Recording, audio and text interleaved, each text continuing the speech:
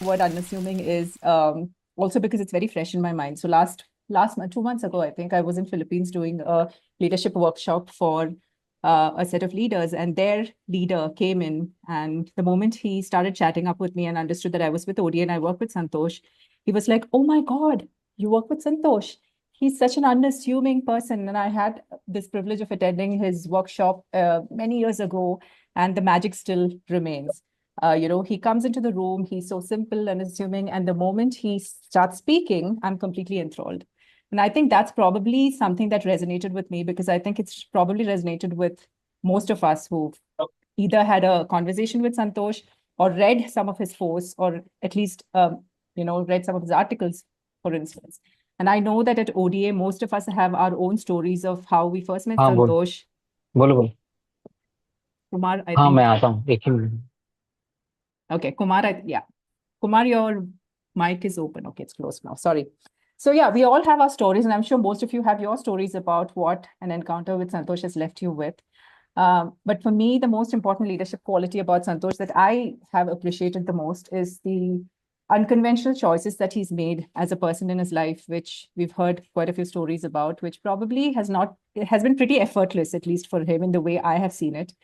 But we're all eagerly awaiting to hear more from Santhosh about his own journey as a leader, and where he started and where is he now, and how has it not just shaped him as a leader, but a lot of us who've been able to learn from him, um, tangibly or intangibly, deliberately or non-deliberately. We still have gained a lot in our own, discovering our own styles of leadership. So I think this 1 hour is going to be really helpful for us to hear from Santhosh, and most importantly, a lot of stories. He's a great master storyteller. So to also hear some of his stories, which hopefully will give us space for reflection and learning, not just those light moments of fun and laughter. So Santhosh, over to you. Thank you for being here. Thank you for agreeing to do window seat with us. Thank you. Like always, always have this little bit of a starting trouble when I walk into a group. Here, I'm not walking into a group. This is virtual. But advantage of walking into a group is that there would be somebody in the group will resolve this starting trouble by asking some stupid questions initially. So that gets me into moving. But in an online thing, that is slightly difficult because people will only ask serious questions. Nobody who came today is going to ask stupid questions. And because of that, in the recent times, I've been seriously also thinking a new role for myself, whether I can be the boardroom stand-up comedian, which is, I think we have a lot of stand-up comedians, and I don't think they bring great content other than roasting people in front of them, which is something I can do well. So maybe that's something I would need to seriously look into. But otherwise, one of the way all of us can reflect on life, when we say, okay, let's reflect about our life, sometimes giving it a linear dimension make it easier. Linear dimension is in our minds, we could think about different chapters, not just from a chronological year perspective itself. For example, people will say that, my childhood. Now that's a chapter. Or for somebody, adolescence, that's another chapter. Or when they start working, that could be a chapter. So if I need to look at it as some broader chapters, the initial me that I came to know of, was a me who had a lot of social shyness, very less assertive. I wouldn't, if I wanted to ask somebody something, I would probably walk around them for half an hour to really figure out what's the right time possibly to ask this. I have to gather much of the courage. So that was the early stage that I know of. Would generally avoid people And then the next stage I know in the college is that to overcome some of these challenges, I have put effort and I became a speaker in the college to an extent that those days, if you are part of a political party or a student movement, I don't think that happens today. You can walk into any classroom where a teacher is teaching in the class, and you can ask the teacher to stop it now. And we are here to talk about something. It could be about India-Pak uncertainties, or it could be about nuclear threat. It could be anything the teacher has to stop. And a lot of students those days who are in the class would see that, my God, these guys, who are always talking about politics, walked in and stopped our class. And they were having a negative sentiment to the so-called student leaders. That's where I got an idea. Because I disturbed this class, why can't I teach that quickly? Because the teacher would have packed off and gone. He's not going to wait for us to finish. They have lost a period. And I said, after giving all our bhashan, if I can make that subject easy for these guys, they would love me. So that stage I would rather call as a stage where it's trying to build some bit of a mastery in multiple things. So it could be a history class, could be a physics class. The only class I haven't tried explaining things after the professor left is probably maths. And I didn't have the guts to try that. But so one side, I said that I need to develop myself in a way that I can articulate. Second, I felt that I need to develop myself in a way that I can talk about multiple unrelated topics with some kind of credibility, not necessarily a deep expertise. So I will say that could be the second stage of, if I have done some serious work on myself, I think that is that stage. Not anymore. Too lazy now. But there I had to really build that. How do I build multiple interest in different areas which are not necessarily connected? Two, how do I really focus in a way that I can articulate to different kind of audience, whether they are students, whether they're teachers, whether they are senior folks? How do I adjust? I did have that need at that point of time. If I don't merge in with an audience, I won't be effective. To an extent, those days, I used to, when I was in the college, I used to go around and do a hypnosis show for other colleges. And once, the people who invited me to do this was a temple. Now, doing this in a college is easy, all youngsters, obedient, inside an auditorium. This is a temple ground, open. And before that, there is some drama or a sketch or multiple things happening. And I felt, because of my age, I might not merge. So I took from the guys who are doing the theater and drama, I took their makeup stuff and dried my beard and hair that day and did the session so that I could merge. So I had this huge thing about whatever may be the target group, I need to talk their language. So that was the three things I can say. One, the work that I did on how do I really articulate things. Two, how do I develop the content and expertise in multiple unrelated area? And how do I build my skills and a knack in merging? There is another word actually for merging. Spies use that word. The word is not coming into your mind. That whichever area that you land up, how do you suddenly become one among them? That way. Yeah, I would say that. So that stage, what I have done or work is what has really helped me later, even now. That's what I would say.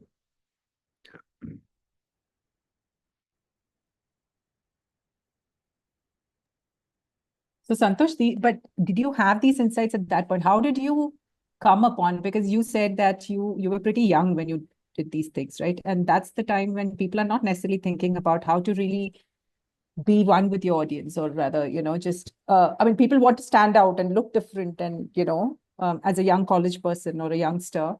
But was it empathy? What was it? Because I also know that intrinsically you also have an introverted side of you, which probably wouldn't make it easy to really gel with, right? So what was it for you?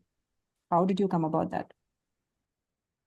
There are multiple reasons probably acted at that point of time. One, the need to be liked, because as I said, the early stage was something that I felt that I'm not good enough, was the first phase. Then I wanted to prove that I'm good enough, and I wanted people to like me. And I wanted people from different background to like me. Don't want to be with one group, which is that also has created challenges later in my life. I don't belong to any group, whether professional, because I like to be a visitor in many groups or have friends in many groups than being in one group. So I'm not there any time, in that way, which also became an issue, because many of these strengths, if you're trying to be too good at merging with every kind of group, what happens is for a while you become that. You can't act it. You use the language, you become like one of them. Then it's also suffocating. So I get out, saying that, oh, this is too much. I started talking like them. So this is dangerous. And I'm going to an opposite group where if I talk like the previous group, they will disown me. I have to be opposite, and I have to change my dress. I have to talk in a different way.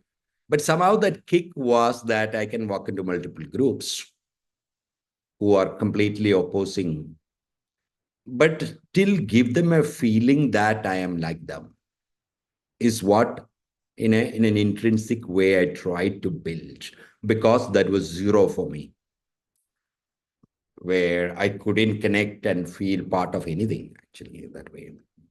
So that was one reason. The second reason, of because of my nature of introvertedness and trying to fix things myself.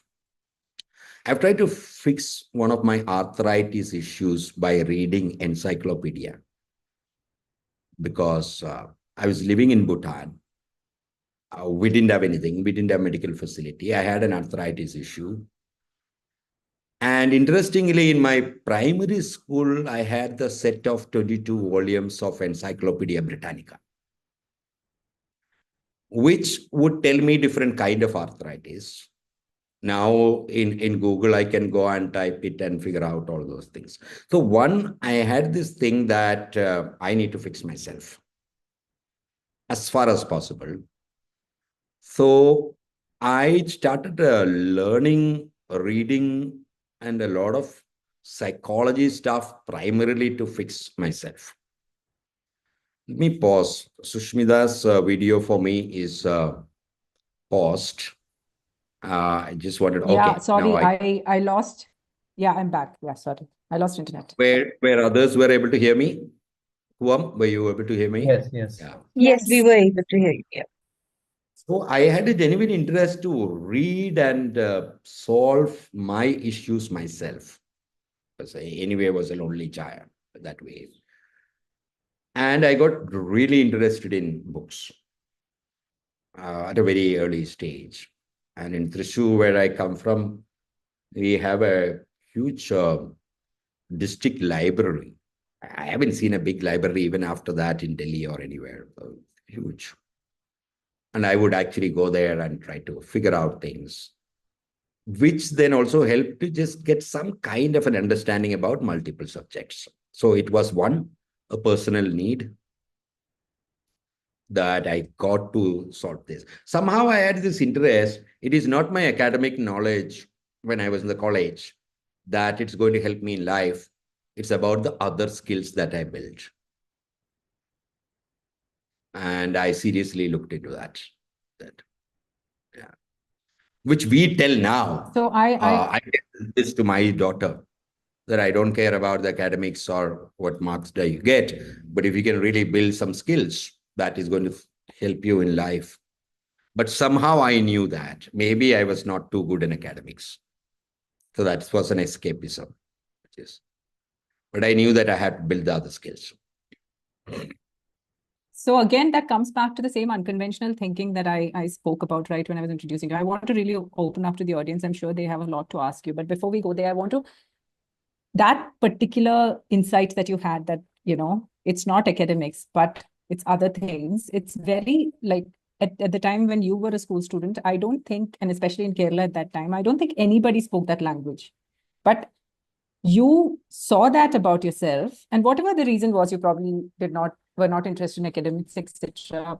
Could be one of the factors, but in general, that was an unconventional thought that you had, which you followed.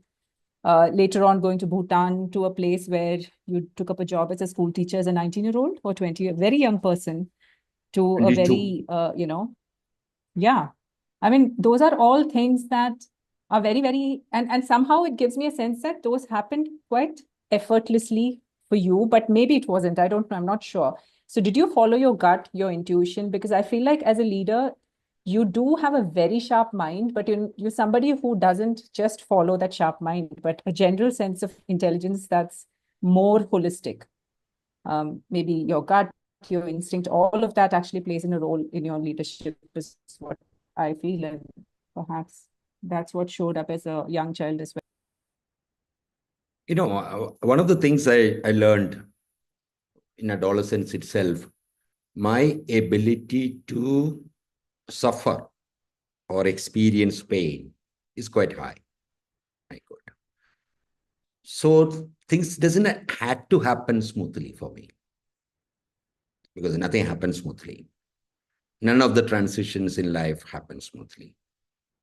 There is always pain. The question is, are you willing to take that pain? Which is, and I had this learning that I can, and I can do it alone. That was also a learning, which is quite okay. So when I just finished my graduation in 87, a couple of jobs that I picked up are jobs whom I might never liked it. They're painful. They were mostly to prove myself that I can take pain. So I've sold door to door. Imagine walking in Kerala villages, knocking the door, and somebody opened the door, and I have this big bag and number of goodies saying that I'm a salesman. And, most of the time they slam the door in front of you and say, get lost. And if you try to request again, they may say that we are going to unleash the dog. Now, when I think about it today, I was not in a financial trouble from home to do that. I could have done much easier jobs. But maybe there was a thrill. And once when I started ODA much later, we were all sitting in our East of Kailash office. We had two problems to solve. One, we always felt it very difficult to go to a client and say that we can do this, because we were all a bunch of consultants and people. How can we approach? The second problem we were trying to solve that day was, where do we throw this old bookshelf that we have? So in the OD office, we had a lot of books and they were old and nobody was using. Now there is electronic copies and this was old. And many people already had their electronic. So I told the ODA team, why don't you take all these books? Let's carry them. Come down. we'll go walk to the Nehru Place red light, which is just near to our office. And we stood there for 2 hours on the road, trying to sell these books to people who go in the car. So an experiment, painful experiment, we said, let's stop people and say we are selling these books, these second-hand books. And ODA facilitators that time are all seniors. They probably don't want to stand in a 38, 40 degree Delhi heat. And we said, it's a fun thing. Why don't we do that? So I knew that even if it is not smooth, our ability to take staff is very high. We may have a fear, but when we experience life, we have the power to deal with it. So most of them, the bigger shifts that I have done was painful. But when we look at from here, it may have a pseudo poetic beauty. But at that point of time, going to Bhutan was not easy, walking and traveling and reaching and surviving.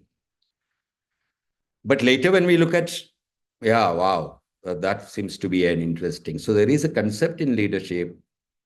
It's called the leadership crucible.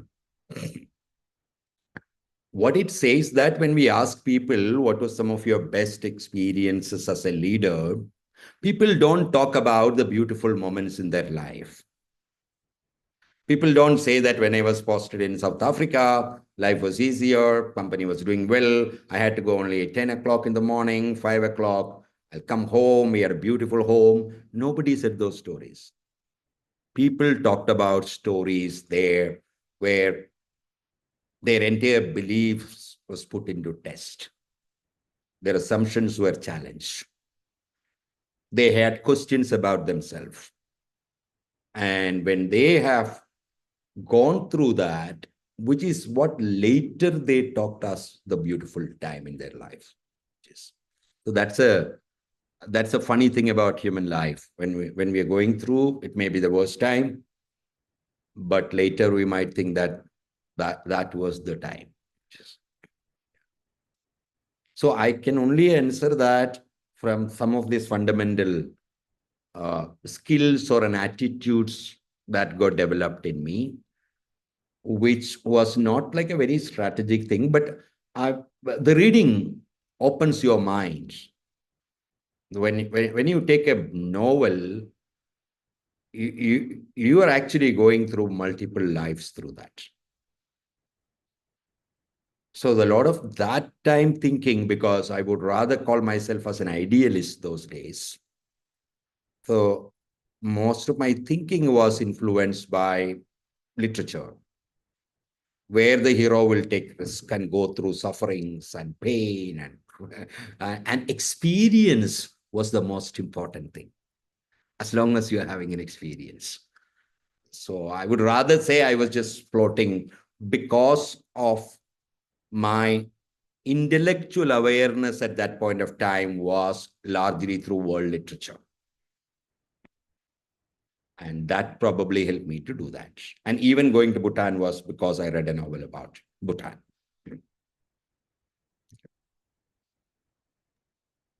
Wow, thanks, Santhosh. I'm going to open it to the audience and bring in some questions. So if any of you want to ask something to Santhosh from what you heard or what you know about him, please go for it.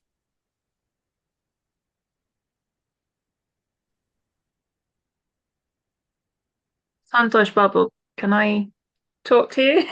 I was I'm loving it because I echo what Shushmita said about your humility, because no matter how far you've gone, you still retain that humbleness. And I'm enjoying the fact that you allowed me to come into your space and sort of talk nonsense, because I think you said you lodged with an artist or something, and he had an arc and stuff, and I thought this was beautiful, and I was just looking at your clothing as well, and that kind of blends in with the sort of the crucible sort of thing. It's kind of like the ark, and a kind of door, the paneling. So you're preaching, brother, what you say you do. Thank you. Thank you. And it's great because that's my journey too. The feeling of, I got excluded in England. I was born in England, and so growing up in the 70s was really difficult, because there was not many people that looked like me, you know, in a very English place, and then going to Sri Lanka and learning Sanskrit of all places, which is not what the mother tongue of my parents. I mean, they spoke English, they took Hindi and all this stuff. So even when I go to the temple in in place in the north of England, Sri Lankans look at me and say, "But you can't speak this. What's your family member? What's your brother? What's your sister? What's who?" You know how the caste system goes. It goes like that. It's always there. And you come from where? Here. But you look Sri Lankan. Why aren't you married? Why aren't you this? Why aren't you that? So it's kind of like I kind of tend to avoid Sri Lankans quite a lot because you get asked all sorts of strange questions. But then I think one of your lovely posts recently was about merging of spirituality and Pope Francis and the things that he did. And for me, I am actually in the Church of England. I'm a pioneer in the Church of England, and I've actually married some of the traumas of Catholicism and all sorts of other religious stuff that went on in Sri Lanka. So thank you for your journey, because it kind of mirrors. Do you know when somebody else speaks, you have to have that mirror. And I'm kind of what I found in England was when I'm trying to mirror my experiences to somebody who is, I'm not trying to be racially stuff. Okay, I'm not racist or anything like that. I was on panels in the church, in the prison service about racial equality and things.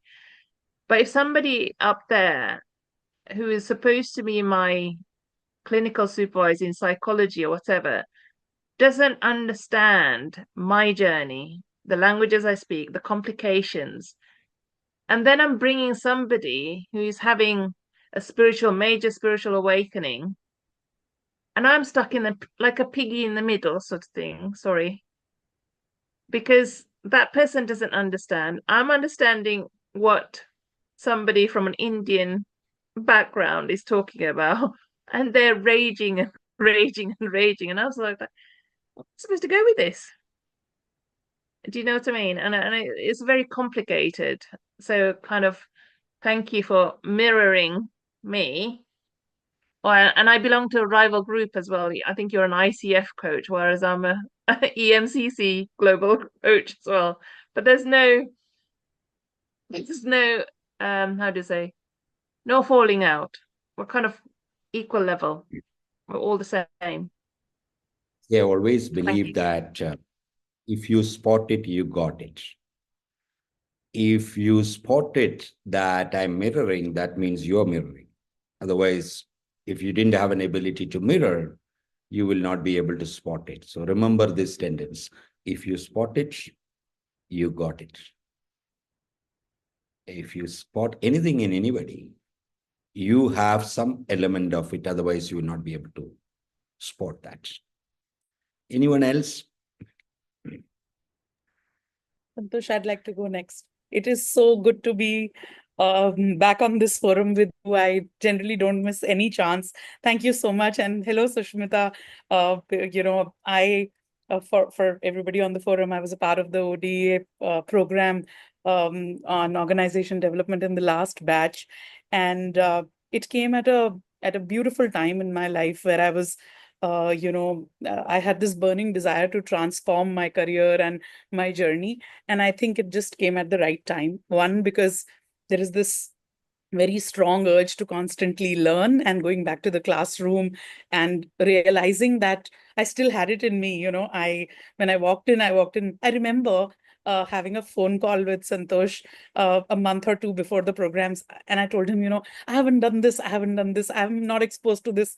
I'm not exposed to this. Am I the right person for this program? And I think without going into the details, the next 3-4 questions that he asked me and how I found answers to those questions was therapeutic. It's just a phone call, but sometimes how it changes your perspective, not looking at what you lack, but what you bring to the table.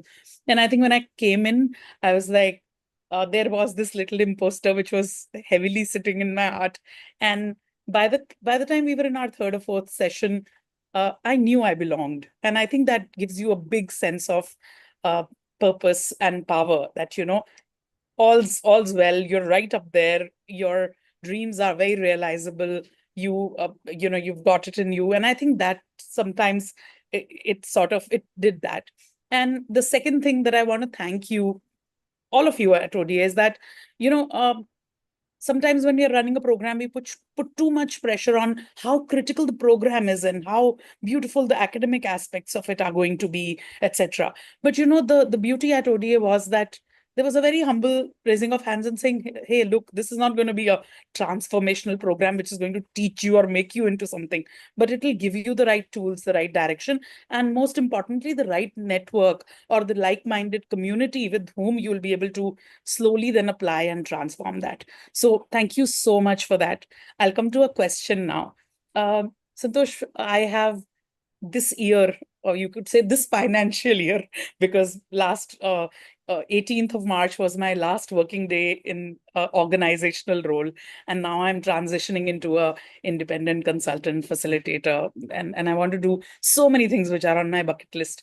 This year is about 2 things for me. One is to, of course, make this shift and charge a lot to the learning account. So I'm not worried about many things, but this year is about learning, new wings, new routes, whatever, right? And the second thing is to change from operating with a central feeling of fear to living in a world of abundance. This is what I have set myself as a purpose for this year. That everything that one did, when I analyzed it, there was fear behind it, right? That paycheck, uh, children's education, my relationships, my car, my house, my EMIs, whatever it was. Somehow at the bottom of everything was this little fear. But now I don't want to operate with fear. I want to completely shift to operating with gratitude and abundance, because whenever I have done that, even in small measures, the world gives me more, right? So tell me, what should I do? How should I continuously be on this transformational journey? So there are 2 aspects to this. Now, one, fundamentally, fear for human beings is a useful emotion which is supposed to save us. Let's say I'm climbing on top of a building and I'm trying to look below. If I don't get a fear, with the curiosity, I might go even more closer and it could lead into an accident. So fear and pain, both are inbuilt as useful things for our own survival. So it's going to be there. So do not look for a time or a phase in life where we will not have fear. The biggest guys in the world, where they might have accumulated wealth for the next 100 generations, will have some other fears. Fear will be there. So what I learned at an early stage, instead of addressing this fear, the only way I learned to overcome this fear is what I am trying at that moment is more exciting than the fear. I'll give you a story. I have a small dog, Cocker Spaniel. She is fearful about car journeys. She's extremely attached with me, and if I'm there, she would be sleeping with me. But when I'm in Delhi, because she has this separation anxiety, I would love to take her to the office because she's a small dog. She can come. But she has a fear for car drives. She will freeze. Now she has two emotions. She's excited about being with me, and she's fearful about the car. And I notice that when I take her to the car and I sit inside, and she'll hide her face inside my jacket and stay, because her wanting to be with me is more than the fear for the car. So here is a technique. Don't try to address the fear. It will not go. A lot of people work on saying that, my fear is about my resources and finance. So let me do some planning, set it, then that fear will go. It's never going to go. Mm. What am I going to do? Is that is really calling? That is exciting? Is that is building hope in me? If that is creating an aliveness inside me, human beings will go through any fear. Mm. So in our life, the fear is not the main challenge in organizations when we go through, is that other than this life, what other life we are not very sure and excited about it. And that's where I push this word called, we may, as far as possible, we should try and become deep generalist so that you have multiple options at any given point in time for your survival. And if that options are exciting enough from a learning perspective, excitement comes from multiple aspects, not just about whether my new venture is bringing in money, maybe whether my new venture is helping me to learn much more than I done all these years. Maybe the new stuff that I'm doing is allowing me to meet very different kind of people. I think in 2012, I created a company where I felt that a lot of people invest in art, right? They buy an artwork, they know that. That's a safe first investment for people who have a lot of money. Because in a small canvas, you can park 1,000 crores. There's no other way you can do that.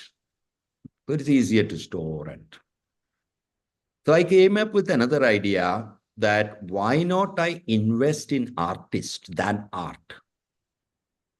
Which means I would pick up 20 young artists and invest in them for 5 years with a contract that when they started selling, I would get my money. And the venture just went bankrupt. But what I got from that venture gave me access to the best artist in the country. Everybody wanted to meet me. Everybody wanted to be part of that story.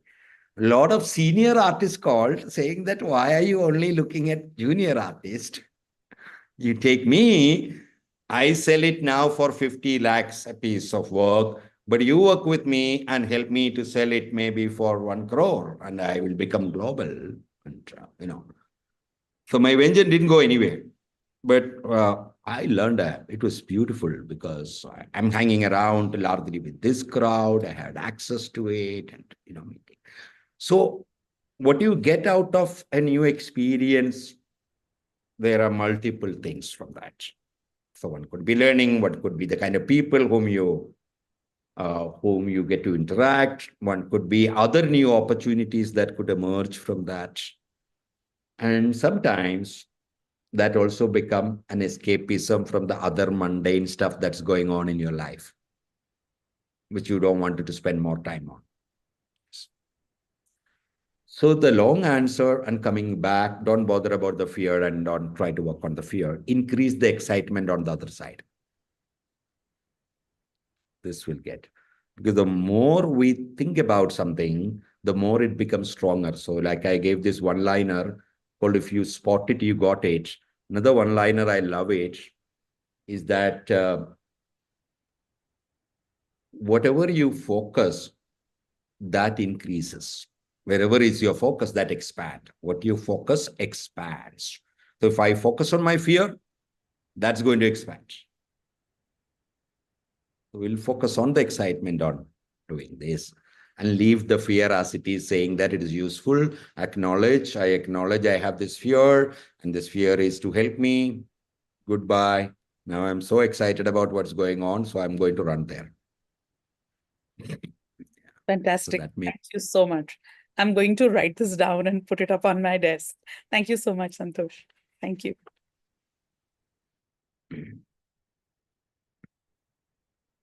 I have a So couple we of have a questions. question in the chat box. Yeah. We'll try. So I'm just going to Just read that one. out to you, Santhosh. So, okay, sure. Go ahead. Should I read it or will? Yeah, okay. This question is, how can we cultivate reading habit among teenagers who want to learn everything only through phone? I think this goes back to the fact that you said your reading actually made your mind open. Yeah. A tough question. Mike, do you have a reading habit, Aruna? Because if you're asking for or a teenager or something, I am a bad guy. I struggle hard with my teenager. So my expertise in working with at least slightly people who've been, post 30s. Yeah, so one thing I know as a theory is that people look at what they're comfortable with. So if the knowledge and reading they can do through phone, I'm okay. There is nothing called the next generation should do things the way I did. The point is reading is important. Whether they should read book, whether when they buy a new book, whether they should open that book and smell and get the smell of the new book. These are not something that we can tell or impose on somebody. But the larger question that you're asking is, how do you create a habit of reading? I have struggled with this when I work with the youngsters. And one of my deeper answers that I've got, if we can create a habit of curiosity and wonder, because that's behind this, that was behind me. And in the last 4 days, I have spent at least collectively some 6-7 hours trying to chase a small lizard that can fly. And I want to get a video of that. And that guy never tell me when he or she is going to fly. So after moving around for almost 7-8 hours, I got lucky that I could see the flight, but I haven't been able to. Now, I'm not doing it for the purpose of, I don't know, there's no outcome, but I'm curious. I'm curious that, oh, a small lizard has a membrane that can work like a wing and fly. I'm curious to figure that out. That curiosity led me to go and read about that. So I always wonder how school education and our interactions need to be based on building curiosity. And when I became a wildlife educator, I taught people that when you are in the forest, you ask fundamentally 3 questions. What is out there?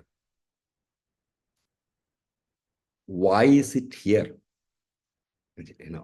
Why is this plant growing here? It could be, why is this butterfly here? Why this particular bird in this tree? That will lead me to look at this tree has this kind of a fruits and this fruiting season. It will, a lot of new world of information will come up with the second question. Why is it here? And the third question is a very, very capitalistic question. It is, what use of it? Because there was this plant called rosy periwinkle, which grew up across the globe, but we never knew that a medicine for cancer can be extracted from this. So there could be usage. There is a plant in Amazon called ayahuasca. We never knew that, okay, if you drink this, you're going to get hallucinogenic psychedelic experience. So there could be usage. So what is there? Why is it here? And what use of it? So fundamentally, what I know that if you wanted to trigger a habit of reading something, an underlying nature of wonder and curiosity need to be nurtured. Otherwise, just for the sake of it. So I wouldn't know how to do the shift from a mobile to a real book. Santhosh, the first question that you asked whether to Aruna, whether she reads, I think that's also good. It's a mirroring, right? If the children see that around happening them, I think that also is a... Okay, so there are a few questions. I'm going to give you the next. Yeah, there's a question from Satyamurthy Iyer. Yeah, genuine and honest conversation. How to cultivate the habit of having such conversations where we nicely balance between audience focus and being genuine.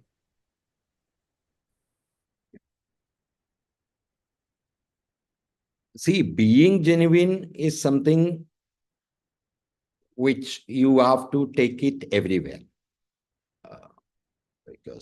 And fundamentally, we all want to be genuine.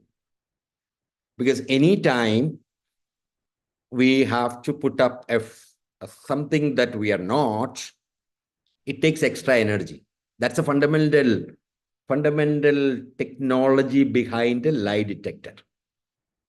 How do they know you're telling a lie? Because for you to tell a lie, you need to use extra energy. So being genuine, other than fearful situations, we all want to be genuine. It's only survival and the fear which will push us to behave like somebody when I know that being whom I am will not get me what I want and in this situation. So that's a... And given a choice, otherwise people want to be genuine. If you say that if being genuine, I'm not going to find a spouse, then I would need to be somebody else. Being genuine, if I'm not going to get a job, then I will try to be something else. So what is making us non-genuine is our own fundamental belief that being whom I am, I'm not able to get what I want. So that's what we need to deal with that. Audience focus. We know that from a fundamental perspective of if I need to communicate with somebody, if I need to share with somebody, if I know their world, because language, every one of us give different meaning to whatever language. So like growing up in Kerala, I realized that it's such a small state. We all speak one language called Malayalam, but a Malayalam spoken in one district is different from Malayalam spoken in another district. And the jokes that they crack in that district is not jokes anymore for us in this district. So language has so many layers. So more than audience focus, what I mean is, if I know their world,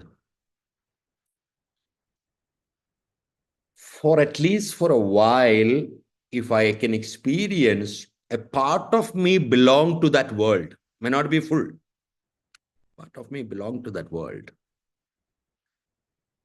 And with that awareness, if I can bring their language and expressions, then I will have audience focus. I've been coaching a CEO of a large financial sector organization, like a government, very traditional. And I went to meet that CEO. Once he said that if you are in Mumbai, come and meet me. And it's like, the security at the gate, somebody will come suddenly from the main gate and take my bag because I'm there to meet the big. So it's a very hierarchical, big. And when I went to meet him in the office at chit chat, so he suddenly, because it's a hierarchical organization, he sent message to all his direct reports that my coach is here. If all of you can get into the conference room and I will address them for a while. And we were having lunch. And after lunch, I'm now supposed to address the CXO group, which I was not planned. And a hierarchical government financial institution. And the lunch itself is like, I think the lunch comes from Oberoi or something for the leadership team there, which is stretched out. And then I asked this gentleman, would you want me to talk? What is it? Because this was not planned. So he said, you know what? We all grew up in the system. It's a very traditional organization. It's a hierarchical organization.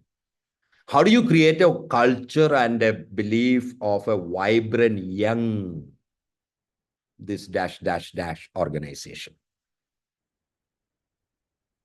Now, I had this challenge that I may not know their world. I've done work with the banks, but mostly private banks. And my job is in a 90-minute to really bring them on how do they become young and vibrant. I quickly had my lunch and I asked the CEO if I can have 15 minutes for myself to orient myself.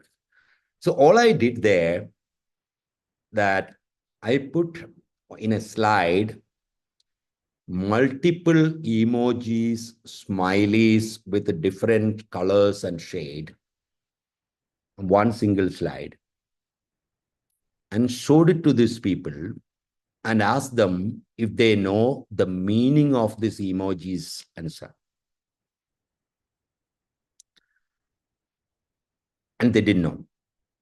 So what I was trying to say that if you wanted to project a vibrant young image, you got to be familiar with that life, that world. And luckily, before watching the series Adolescence, I knew about emojis and what each color means. So I got lucky. So I haven't sent to anybody a wrong color heart in a text message, luckily. Because I'm curious. Why are they having different colors? So there must be different meaning. Right. So to me, that audience focus, it is not coming from I need to focus on an audience. I need to live a part of that life. I need to be familiar. Then my language, my examples, my thing will automatically come, which is. So it's about living and experiencing their world and then making it really, useful for them. And that too fundamentally is an educator's job. Any educator. If you're not able to connect. One of my early years in career, I went to work with the senior leadership of an organization in Dubai, Vela, the hair color company. And they were largely from Middle East nationals, and men, elder, man. And we were in one of the most expensive resorts. And I didn't know this theory well, that I need to know their world. Those of you who have experienced my sessions, you know that I bring a lot of stories about dogs. Dog story, dogs and leadership, dog this, dog that. In the evening, one elderly gentleman came and told me that you're telling too many dog stories. You know the audience who are here. For many of them, dog is something that we wouldn't like to talk about. So this is a classic case of I messed up knowing their world. And if I knew their world, I don't have to be artificial. I will know enough of their related linguistic metaphors. It never happened at that point of time. Yeah, Santhosh, Malesh. yeah. Yeah. Yeah, I mean, what a rich life you have had, and that only keeps on gaining in richness. You're talking about chasing wild animals, and every time I see you capturing some beautiful moment here, some beautiful moment there, it's amazing, so very inspiring. My question is that, among many switches which happened, this environmental education coordinator to the foundation of ODA when it happened in 1998, that switch appears to be quite a big switch. I mean, why it happened, how it happened. So any one of you who wanted to make major switches in life, okay, so when you look at two parts, it might become like a switch. Let's say that you are a CHRO and tomorrow you want to start a Mundusuri school. So it might look very different. But what the key is, when you make big switches, you go to have one small element which is common here and there. Mm-hmm. That may not be visible. Mm-hmm. But in my case, the common element was psychology and hypnosis. Mm-hmm. Because I could. Psychology being useful in OD, Mm-hmm. hypnosis being useful in getting a meeting.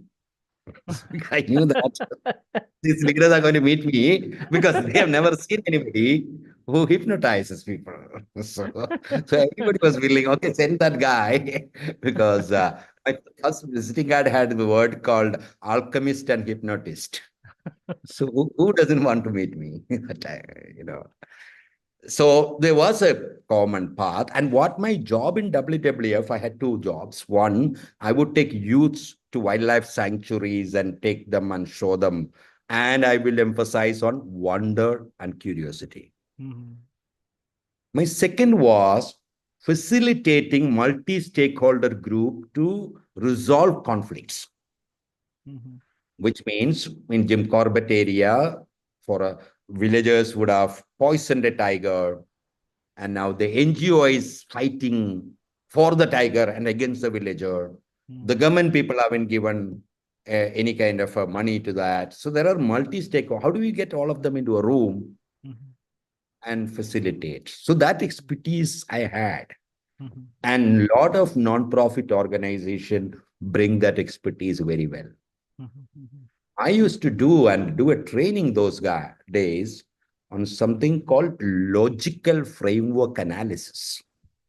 Mm-hmm. This is something most of the non-profit people do. It's a 16-column stuff on how an activity need to lead into objective and goals, Mm-hmm. and how do you measure. So it did have some of the frameworks. Mm-hmm. And if you talk about change management, the biggest change management happened in the social sector, not in corporations. Mm-hmm. That's the reason much later, we were invited to work on Swachh Bharat when the Prime Minister decided to create a campaign to make India the Swachh Bharat. So we created 600 volunteers, trained them, recruited them, and placed them under a district collector to drive this. Because I had that, background in that way. So all I'm saying is it might look seemingly unrelated, but everything is connected in life. And for us, it's about, do you want to see the connection, similarity, or do you want to focus on the, like a lot of clients will say that, okay, I have one team sitting in Brazil, another team in India, so cultural differences, issues. I say that human beings in Brazil and India have more similarities than differences. Have you ever thought about accepting and acknowledging this similarity and connecting with them so that these issues will just go away? So they think there was a connect that way, but the world was different. That's the point. The language was different. I didn't know how to behave in a corporate party. I didn't know. I remember when I was working with a strategy consulting firm, they told me that I should wear shoes which has a leather sole. I was struggling hard to wear shoes because I had other kind of sandals, and they said that their partners wear leather sole. And I said, yeah, it makes a lot of noise. Tack, tack, tack, tack. I love to be invisible. So I'm okay to wear a leather sole. So that the world was new. And the world of going in a private jet with honors, where they want to talk the personal stuff, that was new for me. But otherwise, there was connections. Yeah. Yeah, I can understand, and thanks a lot. That common, I can understand that common thread, uh, being there and then spotting and then going for it. But just one more follow-up question, which is here. Every time you are talking in terms of that I was good in articulation, I was good in developing content. Now you talk, I was speaking well. Then just now you were telling that I could facilitate well. Then maybe I was lightly, you said that I could use hypnosis also. You are talking about all something that is very, sounding very operational, but the kind of depth that you have, sorry, the kind of depth that you have, how a graduate in botany picked up all this along. And somewhere you were talking about your that you were reading a lot of fiction books. Where did these conceptual, theoretical, deep theoretical aspects came into it? And it gets reflected every time you talk about any subject. So how did it got built up? Where did it come from? See, Okay, I may I think just pause, Santosh, just 1 minute? I'm just drawing attention to the time. It's 4:30, and maybe we'll go a little over if everybody is okay with it. People who want to stay can. And Santosh, are you okay to stay over a little bit? uh, Yeah? so Okay. that's a question which we haven't answered Yeah, there in the exactly. chat. There are quite a few questions in the chat box. So maybe you can quickly, either you can choose to answer this quickly and go to those, or it's your choice, Santosh. How do you want to do this?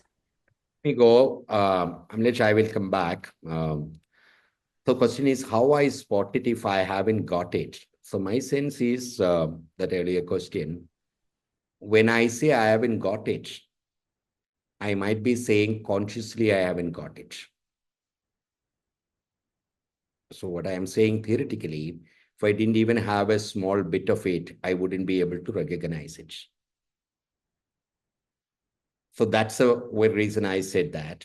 The other one, I don't know what I don't know, and how do I confront this in my learning journey? You don't confront things that you don't want to confront because you don't know what you don't know, and you don't have to confront it. Why confront? Confront is when something you tend to confront something where you have to go there and you know something is stopping you. So you confront and reach there. In the absence of that, there could be too many things. But there is something which I call the intentionality. At a deeper level, at a plant or an animal kingdom, it is about creating the next generation. There is an intentionality. In human beings, we can build intentionality, unlike plants or animals, what we want. And what I confront, what I address will be things where I have an intention and intentionality to move somewhere. And I realize that some of the stuff is just holding me. Then I could, really confront that. Santosh, there's a question from Kasturi. One or two aspects that contributed to your success. What here it's what mine. No, I don't know even whether before that, there's one about imposter syndrome, Santosh. That's before Vineet's question. She's asking if you've ever had imposter syndrome and how have you overcome it? tell me what. Oh, so she's not talking, and I know Kasturi, but I can't. Yeah, because unless I get that context of what she's, is it for you to understand really how each one of us need to deal with imposter syndromes, or what is it? See, one of the things I'm saying that even in parenting as a joke, I'll say that you can be very conscious, you can try everything, but we're not going to be perfect. We'll screw up their life, their thinking, they'll blame us. All those things can happen.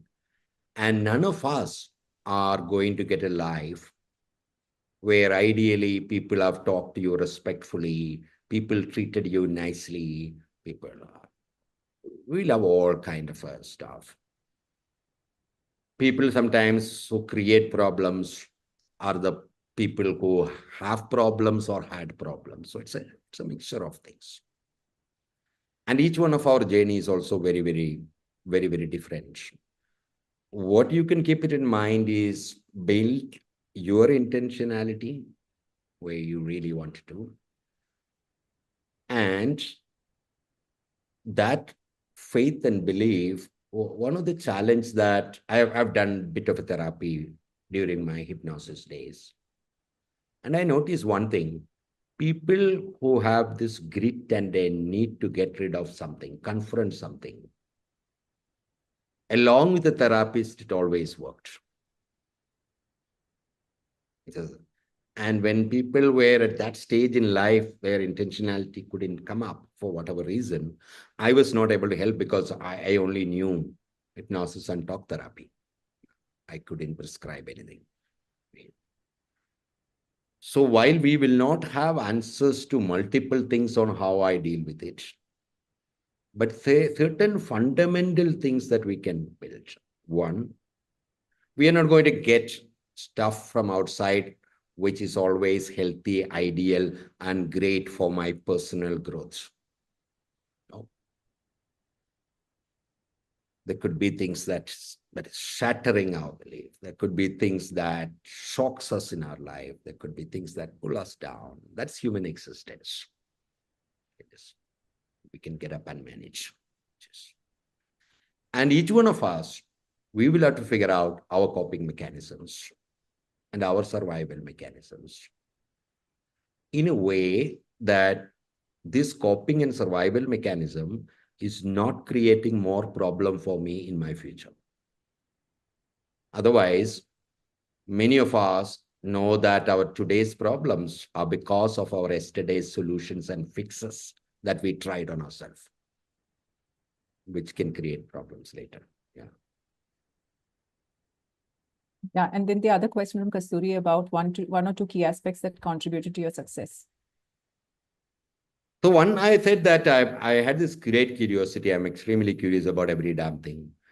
And I think I can deal with a lot of shit myself and I'm okay. And that curiosity led me to develop certain level of expertise in opposing fields. So for example, I'm very passionate about art. I'm very passionate about literature. I used to go around and be reciting my poems in Kavi Sammelans a long time ago, which I don't do anymore, which is I am equally interested in academics and science. There was a time my mom was so worried because one side, a special squad police had come to our home when I was in the college, because I used to be a part of an underground leftist extreme organization which was banned. So they were after me to figure this out. And the next week she realized I also belong to another spiritual organization called Ananda Marquis, which is opposite. Yes. So one side is a Marxian leftist extreme thing. Another one is a orange saffron clad babas who go with a skull and bones. So my mother had a chat with me and asked me, are you fooling both these groups? Because you're there also, you're there also. Who are you? I said, I like both groups. I'm just hanging around. So that genuine interest in trying to fit in opposing fields and having bit of an interest really helped me to connect these things to look at a solution. That's what we name the session called a deep generalist. I always felt that the multi-potentialite term is something a bit more nicer. And I don't know whether that is the right word, but deep generalist could be. Santhosh, yeah. Sorry, Karthik, Rajesh has a question in my chat box. Sorry. Yeah, so Rajesh, if you're here, you can just pick the mic and ask the question, or I can read it out for you because he wanted to ask on the mic. And Karthik, you can go after that. Yep, I'm here. Hey, Santhosh, nice to catch up with you. Hi, Rajesh. We met almost like some 20 years ago in a 2003, like day before yesterday. in a building which almost looked like it is standing because of the willpower of people who inside in Connaught Place. Right? Right, Yeah, right, right, right. That's right. Dalmia Cements. what tower it was? Sorry? It's called what tower? The Connaught Place has this older Yeah, yeah, buildings yeah, which yeah, yeah. What is early it? corporate offices before Hmm. Gurgaon and all came up True, that time. true. Yeah, good. Santosh, I had a quick question for you. I just wanted to ask you. I mean, I know you, but that doesn't mean I have stopped loving you, right? So, one thing that I really admire is your ability to stay in the present.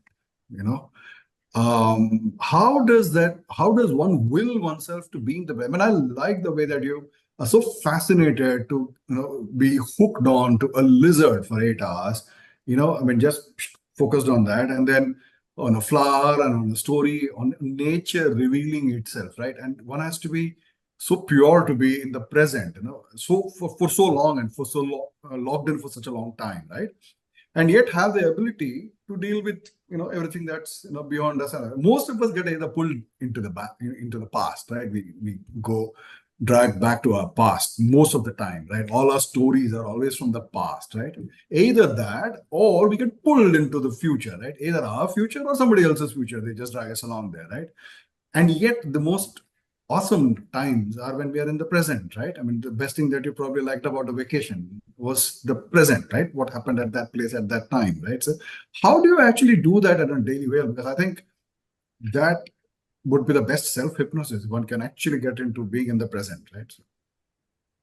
Yeah, so I personally feel that I have a neurotic brain that can go into all directions.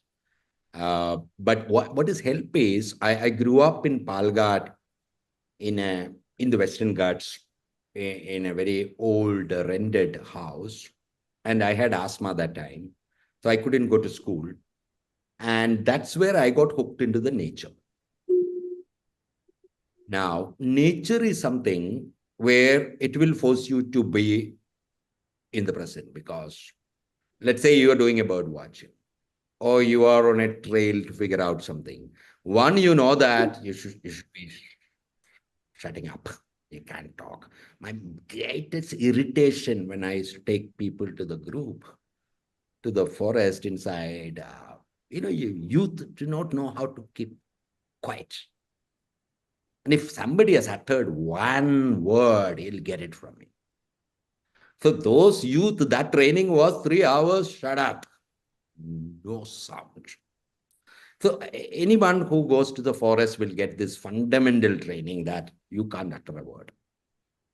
Second, sporting happens only if you are tuned into that world. See, animals always see you. You don't see the animals. That's a problem. You don't see because you don't spot it. Like this smaller lizard become a hero in my life. He's been there for 5 years and I haven't spotted that guy. Now that I've spotted, every day I spot. Now, because in a large forest, you don't know where all to pay attention to. So the second thing it says that you got to be there. There's some movement here, some movement there. Be there in. Third, I went through my own because of my own, jumping brain nature.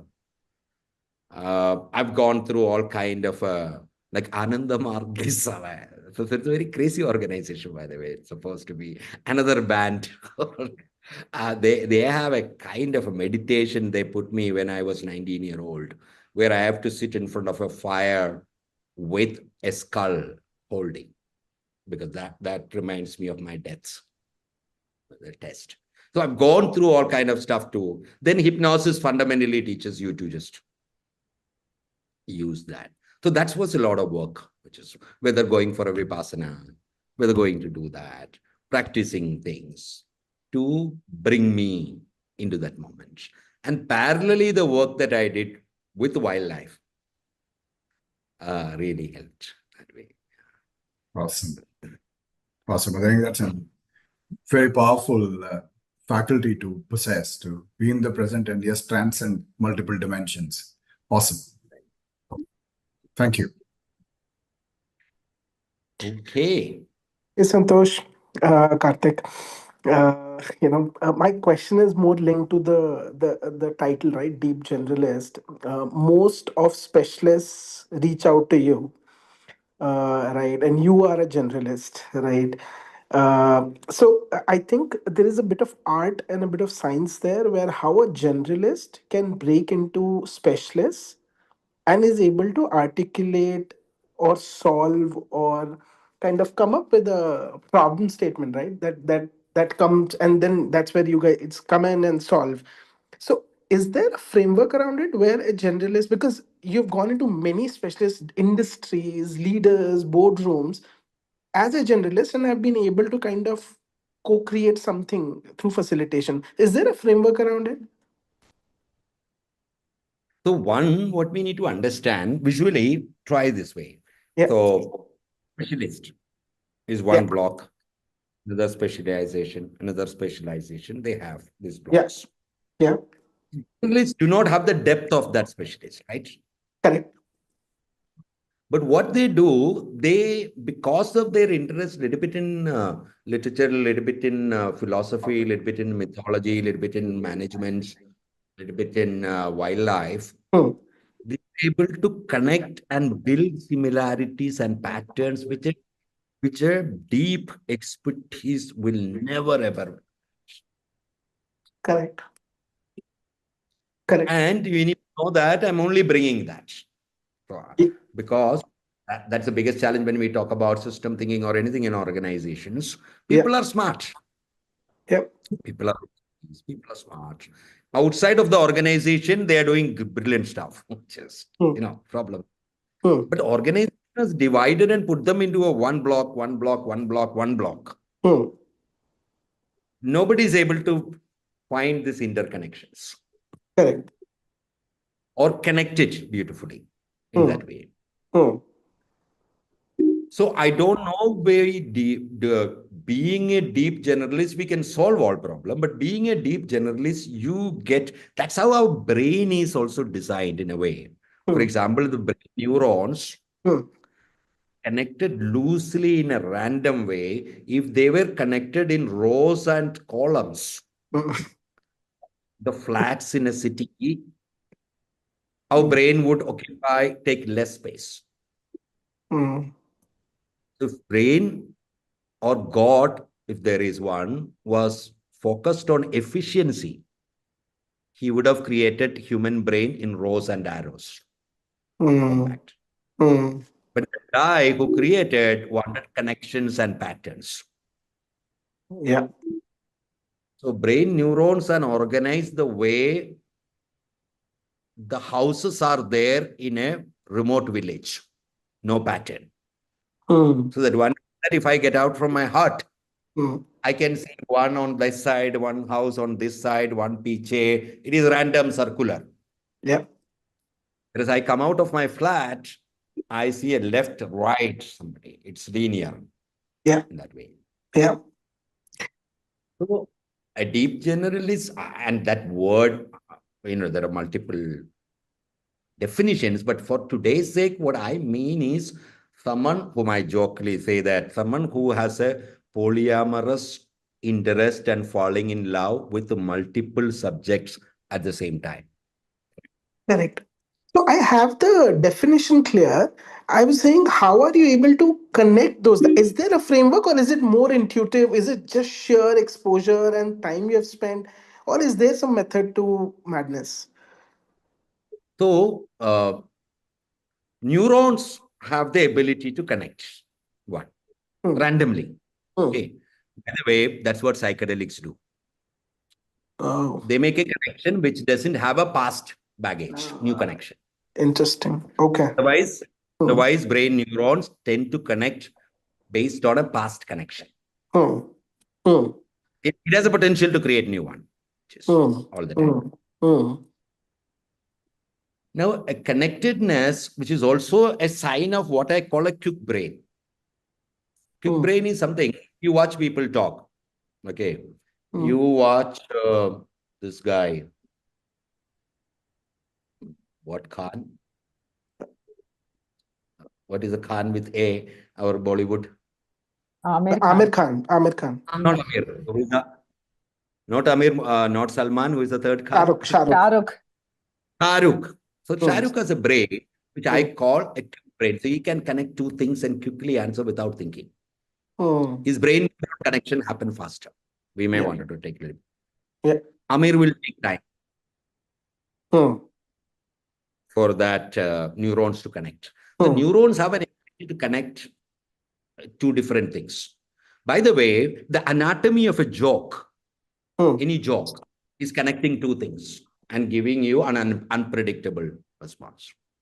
Yeah. Now, you asked for a framework. If anybody wanted to develop this, Hmm. one of the simple exercise to do is that I give you two different words which has no connection. In 30 seconds, you have to connect and give me a cohesive story. Hmm. So you're training your brain neurons to build connections. Hmm. Hmm. But otherwise, all of us, if we have a little bit of an interest in multiple things, and if you assume that everything is connected at a deeper level. Hmm. So, for example, I was explaining to today, the ODCP3 people have come here, the connection of philosophy, if you really look at my Hmm. two terminologies that we know, which is now there in art and literature. For example, realism, realistic art. Hmm. Then came expressionism. They said that realism is something that a photographer can click. Why am I just painting Karthik's picture the way Karthik is? You see above me the picture of mine, which somebody did. Yeah. But what she did was, she didn't paint it. She used a collage, papers to do that. But it is a realism, right? Then came expressionism. Then came modernism. Then came postmodernism. Now we call deconstruction. This is the same pattern that art and literature also form, and philosophy also. So at an underlying level, there could be connections and patterns when we deep dive into each of these subjects. And my interest is not getting into deeper into a subject, finding these connections and patterns. Got it. Very helpful. Thank you, Santhosh. Santhosh, I think since we've stayed so late, we will ask a few rapid fire questions, maybe 2 or 3 before we close. Yeah. So the first question is, what's the best thing that happened to you in life? Which is the best thing other than life, right? Other than life, yes. I was scared of this because if I ask a question, I'm sure you'll ask another question too. Other than life, what is the second best thing that happened to me? I think I've been always lucky to have some great people willing to hold my hand and shed some light, or willing to walk some paths when I wanted. And I also got lucky that when they also realized that there is no point in walking too long with me. So sometimes it's good to walk a short distance and get out. So I think everything that I am, I would say it's about the people who came into my life, because I have different interest. These are different pockets of people. They don't connect with each other much. Just otherwise, I wouldn't be anything that I am, because, as I said, I'm qualified in that way, experienced in that way. There's always somebody. That is the reason I keep talking about social capital. Yeah. The second Oh, question. this is a rapid round, so I can't do longer answers, right? Preferably short answers, but long is all right. So the second question is, what's the worst thing that has happened to you in life? In life.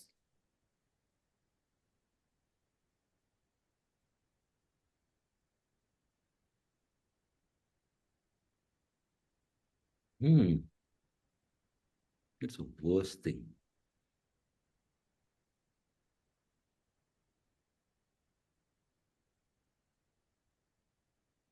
I can't even remember anything that I feel that that incident was. There are One of the worst is a terminology. I think the physical part of in the initial, if it was not there like that, I would have been much confident. My psychology would have changed, and I knew that in early childhood had a great, and it The was pain. asthma you're talking about. Correct. Yeah. The multiple complications was there along with that, which I couldn't. Health, basically. Yeah. Food and all those things. Yeah. What anchors you in life? What are the 3 things that anchor you?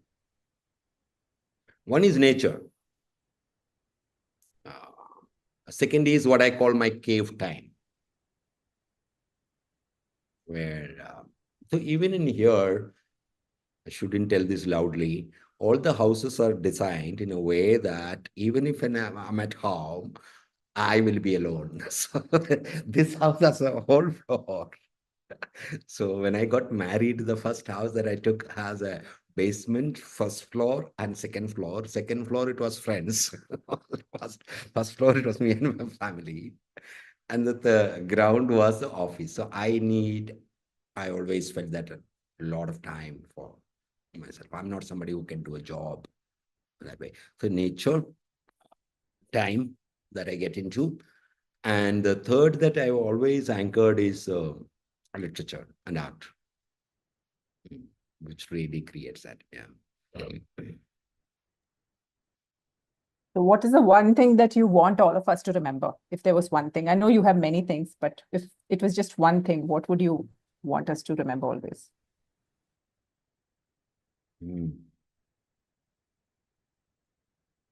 What you focus expands, so be careful where our intention is going or where our attention is going.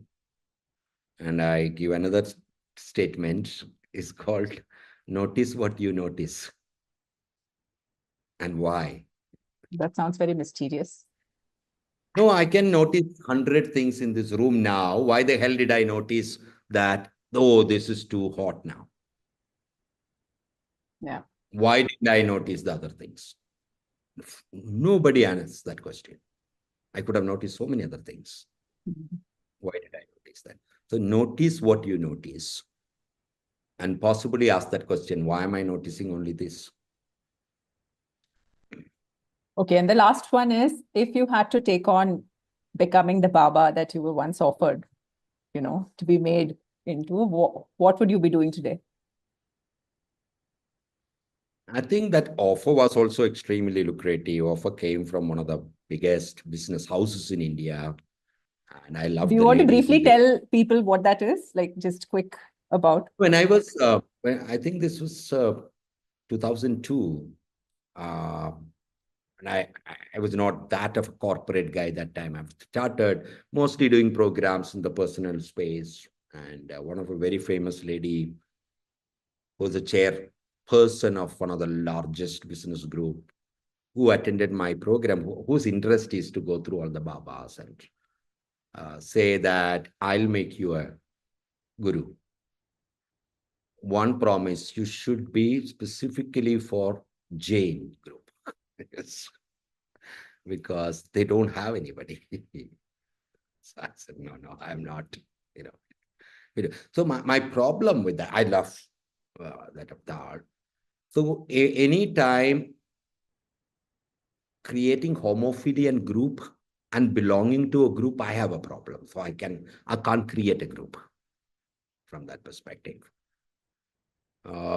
Because when we study inclusion and exclusion, one of the things I say, if you live in a gated community, you are excluding people.